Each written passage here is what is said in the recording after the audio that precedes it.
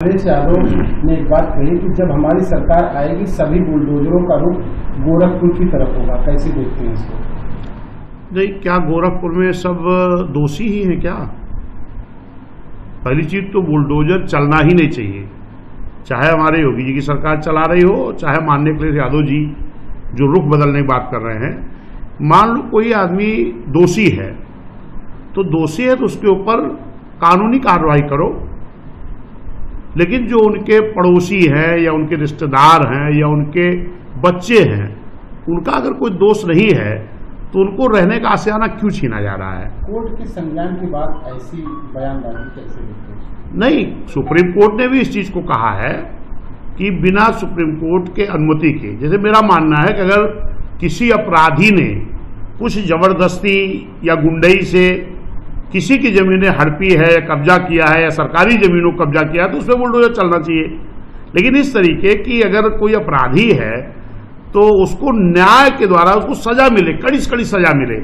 लेकिन अगर उनके बाल बच्चे, परिवार के नाते रिश्तेदार है, आप घर गिरा दे रहे हो, बुलडोजर चला दे, वो कहाँ जाएंगे? इसके लिए सुप्रीम कोर्ट ने भी संज्ञान लिया है। हमारी नेता मान्या बहन जी ने भी कहा है कि बुलडोजर इस तरह नहीं चलना चाहिए, जो मुलजिम है उनको न्याय तरीके से सजा देनी चाहिए।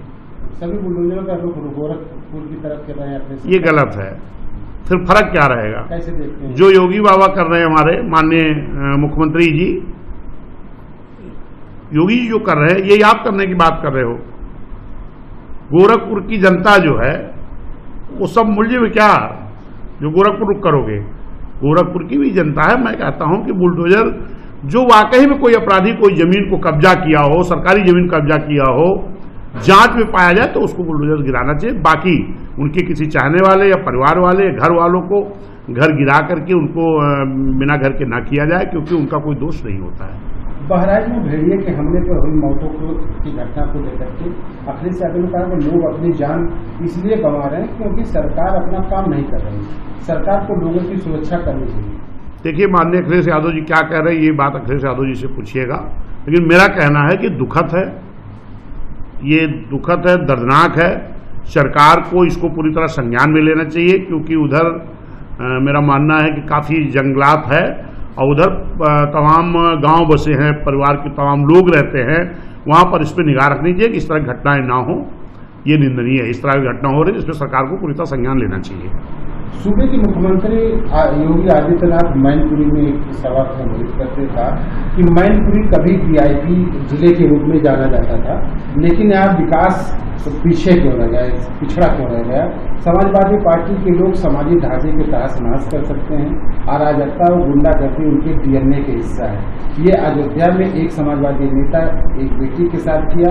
कन्नौज की घटना नवाब ब्रांड समाजवादी पार्टी का असली चेहरा है। बिजनेस टेस्टिंग भी आया नवाब सिंह पर। कैसे देखते हैं? देखिए, समाजवादी हो चाहे बीजेपी के लोग हैं, दोनों एक ही तरह के हैं। समाजवादी सरकार में भी पूरी तरह गुंडाराज कायम था और भारतीय जनता पार्टी की सरकार में भी पूरी तरह गुंडाराज कायम है। चाहे वो कन्नौज की घटना हो, चाहे अयोध्या की घटना हो, चाहे गोरखपुर की घटना हो, चाहे उन्नाव की घटना हो, इस तरह तमाम घटनाएं इस सरकार में भी हो रही। पूरी तरह जंगल राज कायम है और यही समाजवादी सरकार में भी था। ये दोनों लोग पूरी तरह कानून को लागू करने में पूरी तरह फेल हैं। जंगल राज कायम था समाजवादी की सरकार में भी, इनकी सरकार में। एक दूसरे के ऊपर आरोप प्रत्यारोप करते हैं, ये गलत है। अगर पूरी प्रदेश की जनता को न्याय मिला था तो मान्या बहन जी की सरकार मिला था। आज पूरी प्रदेश की जनता इन दोनों सरकार, जो समाजवादी की सरकार देखा है, भाजपा की सरकार देखा है, आज जनता को निराशा हाथ लगी है। जनता ये चाह रही है कि पुनः बहन जी की सरकार आए ताकि कानून के द्वारा कानून का राज चालू हो और न्याय मिले।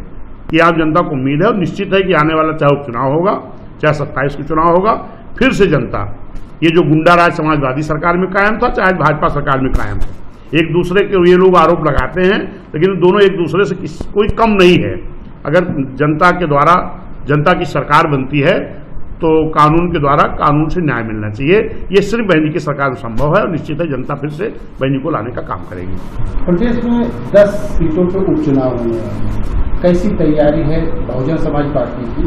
और बीजेपी भी लगी, इंडिया गठबंधन भी लगी हुई है, उनको कैसे मात दे पाएगी बहुजन समाज पार्टी? देखिए, इंडिया गठबंधन चाहे एनडीए हो, बहुजन समाज पार्टी की नेता मान्या बहन जी ने हम लोगों को जिस तरीके से अभी 22 में रहा हो चाहे 24 में, जिस तरीके से इंडिया गठबंधन की मिली भगत से इस प्रदेश की जनता को गुमराह करने का काम किया था, इस देश की जनता को, उस चीज़ के लिए माननीय बहन जी ने हम लोगों को कैडर के माध्यम से अपने लोगों के बीच में जाकर के गांव स्तर पर, बूथ स्तर पर अपने लोग समझाना है कि ताकि ये लोग जो एक षड्यंत्र साजिश करते हैं, गुमराह करते हैं, वो ना हो सके।